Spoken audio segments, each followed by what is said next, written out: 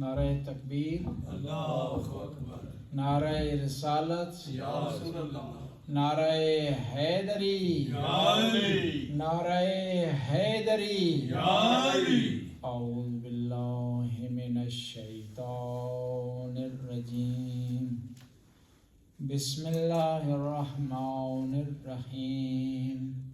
الحمد للہ الذی لا یبلغ مدحتہ القائلون ولا یحصی نعما ولا دون ولا یؤدی حقہ المجتہدون، الذی لیس لصفتہ حد معدود ولا نعت موجود ولا اجل ممدود، الذی فطر الخلائق بقدرتہ ونشر الرياح برحمته، ثم الصلاة والسلام على أشرف الأنبياء والمرسلين أبو القاسم مصطفى صلى الله عليه وسلم، اللهم صل على محمد وآل محمد وعلى عترته الطيبين الطاهرين المعصومين المظلومين، ولعنة الدائم على أعدائهم أجمعين من الآن إلى لقاء يوم الدين۔ قال الإمام حسین علیہ السلام: ما وجدت أصحابا خيرا من أصحابي وأوفى من أصحابي، صلوات پڑھنا۔ اللهم صل على محمد وآل محمد۔ امام حسین علیہ السلام ارشاد فرماتے ہیں کہ خدا نے جو اصحاب ساتھی مجھے دیے ہیں کسی کو نہیں دی، کیا بات ہے، ان سے بہتر کوئی نہیں ہے اور ان سے زیادہ وفادار کوئی۔ ہر نبی کو خدا نے صحابی دی، یعنی انبیاء نے جب مشن شروع کیا تو کچھ افراد تھے جو اس مشن کو سپورٹ کرتے ہیں، جنہوں نے سختیاں برداشت کی ہیں، مشکلات برداشت کی ہیں، ہجرت کاٹی ہے، لیکن ان میں جو افراد تھے وہ مختلف موٹیویشن کے تحت آئے تھے انبیاء کے ساتھ، یعنی ان میں سے کوئی آیا اس وجہ سے کہ آیا کہ کل کو حکومت ملے گی تو اس میں حصہ بن جائے گا، کوئی آیا اس وجہ سے کہ مقام اور منزلت مل جائے گی، کوئی آیا اس لیے کہ کیونکہ میرا دوست آ گیا تو مجھے بھی آنا، لیکن جو امام حسین کے ساتھ صحابی آئے ہیں وہ سارے خالص تھے۔ امام حسین کے ساتھ جو صحابی تھے 72، ان کو آپ 8 حصوں میں تقسیم کر سکتے، بلکہ 9 حصوں میں تقسیم کریں، 9 قبیلے کے افراد وہاں پر تھے، اور آج ہم قبیلہ وائز ان کی جو ہے وہ ڈیفینیشن کریں گے، ان کا تعارف کروائیں گے۔ بنی اسد قبیلے سے سب سے بڑا قبیلہ بنی اسد قبیلے کے 6 افراد تھے امام حسین کے ساتھ، کیا بات ہے، یعنی 72 افراد میں سے 18 بنی ہاشم کے ہیں، باقی مختلف قبائل کے۔ بنی اسد قبیلے کے ہیں، بنی حمدان کے ہیں۔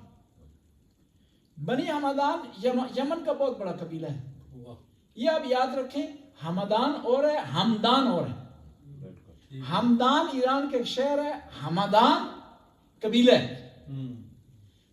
امام علی کی حدیث ہے نا، یا حارس حمدان ہے، کہ اے حارس حمدان من یمت یرانی، جو بھی دنیا سے جاتا ہے مجھے میری زیارت کرتا ہے، محمد جو دنیا سے جاتا ہے میری زیارت کرتا ہے۔ حمدان قبیلہ ہے کس کا؟ یمن کا، اور یہ یمن کا قبیلہ تھا کوفہ میں آ کر آباد ہوا۔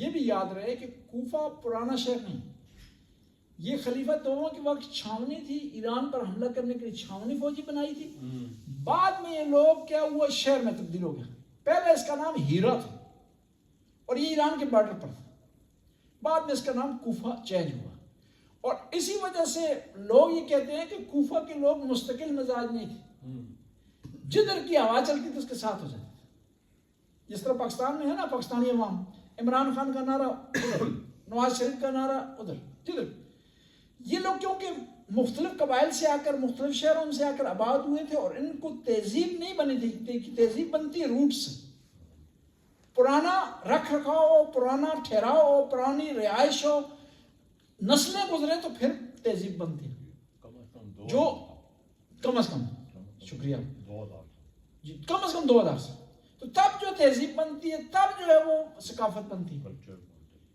بنی حمدان بھی کوفہ کے رہنے والے ہیں. پھر بنی ارزد ہیں جو امام حسین کے ساتھ آئے. پھر بنی سالب ہیں جو امام حسین کے ساتھ آ کر شہید ہوئے ہیں. بنی تمیم ہیں. پھر اس کے بعد عبد القیس قبیلے کے لوگ ہیں.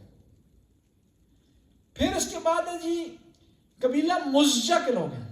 پھر قبیلہ کندہ کے لوگ ہیں. آج بھی کربلا میں وہ لوگ موجود ہیں. اب جو افراد تھے بنی اسد کے، ان کے نام ہم گنتے ہیں اور ان کا تعارف کرواتے ہیں. آج انشاءاللہ بنی اسد کے 2 افراد کا نام بیان کریں گے اور ان کا تعارف کروائیں گے. کون تھے، انہوں نے کہاں سے تربیت حاصل کی، یہ مقام ان کو کس طرح حاصل ہوا. جی انڈیویجول آئے ایسے قبیلے کی نمائندگی نہیں کر رہے، بنی اسد انڈیویجل آئے تھے. اپنے طور پر یہ بڑے اچھا پوائنٹ آپ نے اٹھایا. قبیلے نے نہیں بھیجا ان کو، انڈیویجل آئے. بنی اسد کے 2 افراد کا پہلا فرد ہے انس بن حارث کاہلی، ان کا ہم تعارف کروائیں گے. بنی اسد کے 6 افراد شہید ہوئے ہیں. کون کون سے 6 شہید ہیں میدان کربلا میں؟ انس بن حارث کاہلی ہیں، حبیب ابن مظاہر ہیں، خلب بن مسلم بن اوسجہ ہیں، عمر ابن خالد سیداوی ہیں، قیس بن مصاہر سیداوی ہیں، مسلم بن اوسجہ. یہ 6 افراد اس قبیلے کے شہید ہوئے ہیں. 2 کا تعارف صرف آج کروائیں گے. صلوات پڑھیں آپ سے. اللہم صلی علی محمد و آل محمد. انس بن حارث کاہلی یہ پیغمبر کے صحابی ہیں.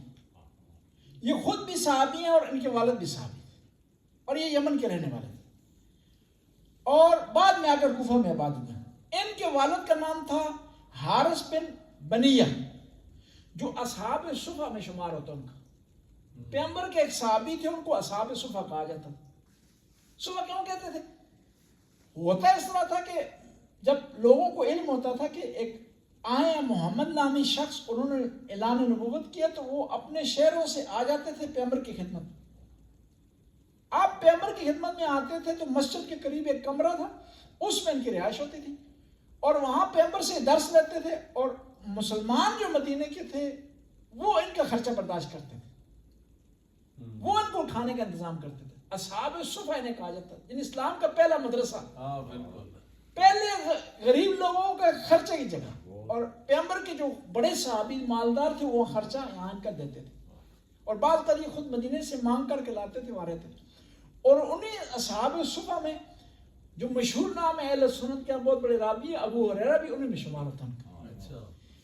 ابو ہریرہ بنفس نفیس اچھے آدمی تھے، برے آدمی نہیں تھے. بہت سی حدیثیں جھوٹی گاڑ کر کے ان کی طرف نسبت دے دی گئی کیونکہ خود جو ہے امیر شام تو اس کا تو وہاں ریکارڈ نہیں تھا نا حدیث میں، خود تو حدیثیں بیان نہیں کر سکتا.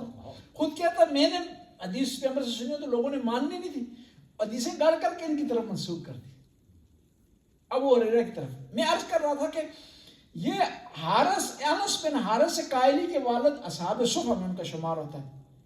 اور یہ جو انس بن حارث ہے یہ پیغمبر کی اس حدیث کے راوی بھی ہیں جس میں پیغمبر نے ارشاد فرمایا ہے اور بخاری نے اس کو نقل کیا ہے کہ اِنَّ ابنی ھذا، یہ میرا بیٹا حسین، یقتل بِأَرْضٍ یقال لها کربلا. اس کے راوی بھی ہیں، خود کربلا میں شہید بھی ہیں اور اس روایت کے راوی ہیں کہ میرا یہ بیٹا حسین ایک ایسی زمین میں شہید ہو جائے گا جس کو کربلا کہا جائے گا. فَمَنْ شَاهِدَ ذَلِكَ مِنْكُمْ، کہ جو آدمی اس واقعے کو دیکھے فَلْيَنْصُرْهُ، اس پر واجب ہے کہ میرے بیٹے کی مدد کرے. یہ حدیث کے راوی تھے اور جب پتہ چلا کہ امام حسین کربلا میں آ گئے ہیں تو یہ حدیث ان کے ذہن میں آئی ہے تو امام کی مدد کرنے کے لیے آ گئے کوفہ سے. اور یہ معمولی صحابی نہیں ہے. لوگ کہتے ہیں نا صحابہ کا بڑا نام ہے، بڑی عظمت ہے، نام ہے، لیکن یہ کس نے کہا کہ صحابی صرف 3 ہیں؟ یہ کس نے کہا کہ صحابی کا انتخاب وہ کریں گے؟ یہ کس نے کہا کہ ان صحابہ کو مانا جائے گا جس کا بعض لوگ عقیدہ رکھتے نہیں؟ صحابی وہ معیار ہیں جنہوں نے خدمت کی ہے، جنہوں نے جانیں دی ہیں، جنہوں نے قربانی دی ہے، جنہوں نے فداکاری کی ہے اسلام کے راستے میں، وہ صحابی ہمارے لیے قابل احترام ہے. یہ جنگ بدر میں بھی تھے، انس ابن حارث کاہلی، اور یہ کس میں بھی تھے؟ جنگ حنین میں بھی تھے. یعنی پرانے بڑے صحابہ میں ان کے شمار ہوتا ہے. اور اس سے پتہ چلتا ہے کہ کربلا میں ان کی بہت زیادہ عمر تھی، اور کربلا میں جب میدان میں داخل ہوئے ہیں نا بہت ضعیف ہو چکے تھے.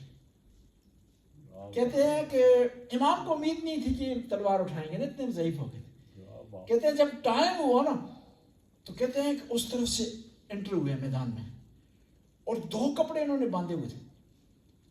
ایک کمر سے باندھا ہوا تھا اور دوسرا کپڑا انہوں نے آنکھوں پر باندھا ہوا تھا. اتنے ضعیف ہو چکے تھے، اتنے ضعیف اور عمر رسید ہو چکے تھے کہ ان کی جو ابرو تھی نیچے گر چکی تھی. ان کو دیکھنے کے لیے اپنی ابرو اٹھانی پڑتی تھی.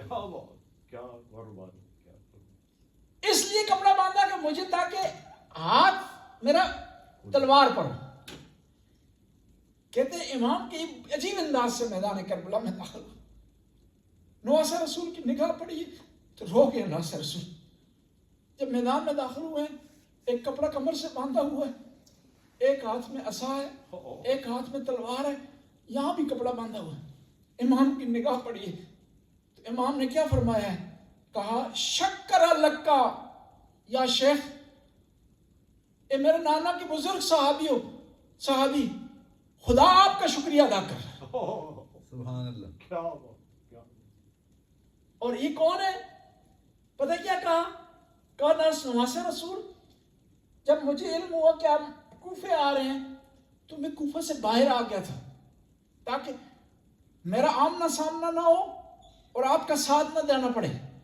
لیکن عجیب بات ہے، خدا نے کیا کر دیا، آپ کی محبت میرے دل میں ڈال دی. وَلَكِنَّ اللَّهُ قَذَفَ فِي قَلْبِي نُصْرَتُكَ. نواس رسول خدا نے میرے دل میں عجیب محبت آپ کی ڈال دی ہے، اور خدا نے مجھے مجبور کر دیا ہے کہ میں آپ کی مدد کے لیے آ جاؤں، اور میں آپ کے ساتھ اس لیے چل پڑا ہوں. یہ کون ہے جی؟ انس بن حارث کاہلی ہے. اور پھر کیا کیا انہوں نے؟ میدان میں داخل ہوئے ہیں، پہلا کام انہوں نے کیا ہے کہ دشمن کے لشکر کے قریب گئے اور قریب جا کر کے نصیحت کی ان کی. اور نصیحت کرنے میں جب عمر سعد کے قریب گئے تو انہوں نے سلام نہیں کیا اس کو، عمر سعد کو.